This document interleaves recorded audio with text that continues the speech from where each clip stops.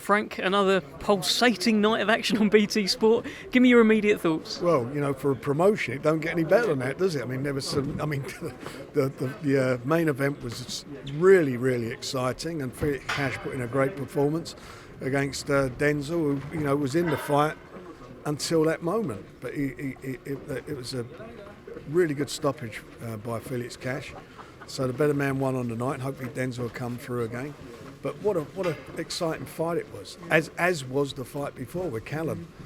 I mean, that was like that was a shootout, wasn't it? As soon as the bell went, they were just knocking lumps off each other, and he got caught with a big shot himself, but he done well, and I was really pleased that he come through. He'd been out the ring for 25 months prior to that, so he needed to get the cobwebs out of his system, and he didn't shy away from the challenge that he had in a tough opponent. And I thought the viewers, the fans, they got watching the fight, they got tremendous value for money. Look, it's definitely a gripping night of action, and every fight seemed to be a banger. But tell me, so for Denzel, what happens now? He's got to go away, regroup, come back. Yeah, I mean, he's with us, so we're getting back in the swing again. I mean, it's not the end of the world for him.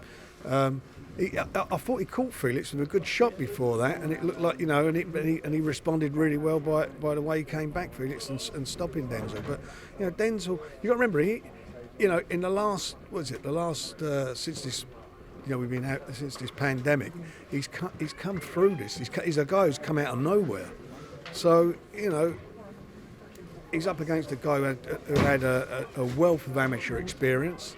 But now, as I say, he's now got to get back to, as they say, back to the drawing board.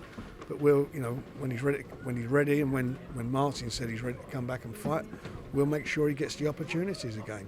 In the meantime, Felix is, it's his night to make that fight happen. Liam Williams vacated on the understanding he would be preferential challenger should he fail in his world title fight, and the board accepted that. So the next mandatory for Felix will be Liam, and that's going to be a cracker as well if that happens. So I'm looking forward to that one.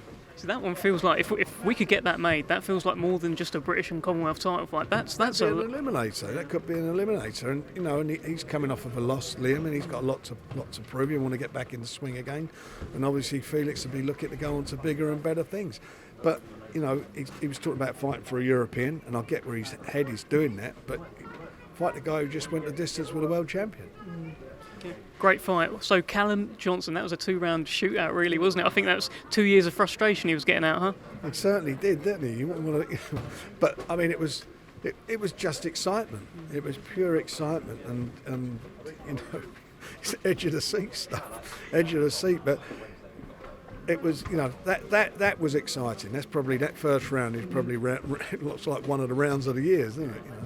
You've got a problem, Frank. You've got a bit of a race here. Lyndon Arthur, Anthony Yard, Callum Johnson, they all want a world title shot. Who's going to get it? Well, look, Anthony's supposed to have fought tonight, but he had to pull out because he had an abscess on his tooth and he had to have a tooth taken out. So he'll be out in a couple of weeks' time when he's fit and ready to fight. Hopefully he comes for his fight. Lyndon will come out, I think he's coming out sometime in June. Hopefully he wins and comes for his fight. Then the two of them will have their rematch, and then one of them, I hope we can get it in a position where it'll be eliminated for a world title. And whilst that's going on, we'll be pushing hard for Callum to get a shot at the world title. I spoke to Bob Arum today about it, in fact, so we'll see where we go with that. But that again, him and what's his name, Smith will be. That'll be another shootout, wouldn't it? The pair of them, be brilliant. So. We've got to just push him and work for him, do what we do, give them the opportunities. And it's up to them we're giving them the platform, it's up to them to come through, and the cream will rise to the top. What about David Adeleye tonight then? 6 hard learning rounds with Kamil Sokolowski. Yeah, look, that's like having him having 6 knockovers, 6 knockouts. He's a 5-fight novice. I mean, saying it all along, everyone wants to push him into 10-round fights, talking about fighting for the Southern Area title and all this stuff. He's not ready for that, and I felt he needed somebody who was who was going to give him a. Show him what it's all about, at a level, and show and let us see how he's coming through. learn from that. He won. You know, I thought he won the fight. It was close. My opinion, I thought he come through. He wobbled him in the last round, but he's got a lot to work on. You know, his jab weren't as good as it should have been. He's dropping his hands at times. In his distance wasn't so good, but that's what I mean by he'll learn. If he doesn't learn from that, then he's going to be a fool. But I know he's a sensible kid, and he will learn from it. He needs fights like that, and it shows you a level where he's at the moment. You know, all this talking about fighting Nathan Gorman, whatever. You know, I kept saying, stop all this stuff. He's not ready for it. But he's a young man. Had 5 fights. I think it was his 6th fight tonight, wasn't it? So now he's got to learn from it and regroup and come back. And he got another W on his record, and that's what counts. And remember, he'd been sparring with Joseph Parker, preparing for that fight he had. So that's world-class level that he's been working with. And now he's come in tonight and fought a 5-fight novice. So I thought David, under those circumstances, done well. But there's a lot of work to be done. And Frank Smith and him and his team, I'm sure, know that better than I do, and they'll work on it. He wants to show that he's learnt from it, because when I was speaking to him earlier, he said, I'll knock him out in 3 rounds in the rematch. He wants the rematch. Could that be next? Look, do you know what? Yeah, we can do a rematch, but I want to let him go and have a couple of fights first, get a bit more experience, to get the experience that the other guy got. He needs experience. That's what he needs. He needs experience, and he needs to be brought along correctly. And that, you put him in a fight like that. If we don't put him in with a knockover job, everyone's criticised you. You put him with somebody who you know is going to be a test for him, and then you get criticism anyway. You can't win. It's all about, at the end of the day, for young fighters to learn. And tonight, as far as he's concerned, he knows what he's going to go home. He's going to sit down and watch that fight and say, I should have done this, I should have done that. But he done some good things. He showed showed plenty of heart, and as I say, in the last round he caught him a good shot and wobbled him. Yeah, I feel as though he's probably going to beat himself up a little bit tonight about how it went. If he don't learn, he'll be getting beaten up. Word on some of the undercard fights, just before I let you go, and Umar's waiting here as well. Henry Turner, George Davey, some good wins. I thought Henry Turner was a superb boxing display tonight. He really, really boxed well, and I was thrilled for him.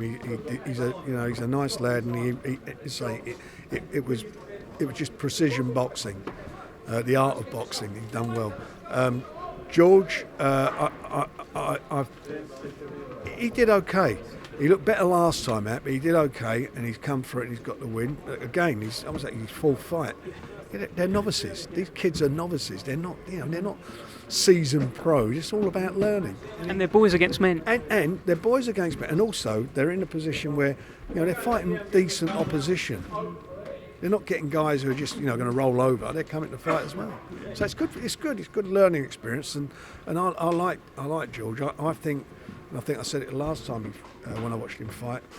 He needs longer. He needs the distance. So after about, when he has his sort of up to 6 or 7 fights, move him up to 8 rounds, and hopefully by the end, a bit of luck, by the end of the year, he might be on 10 rounds, and you'll see a much better fighter as well.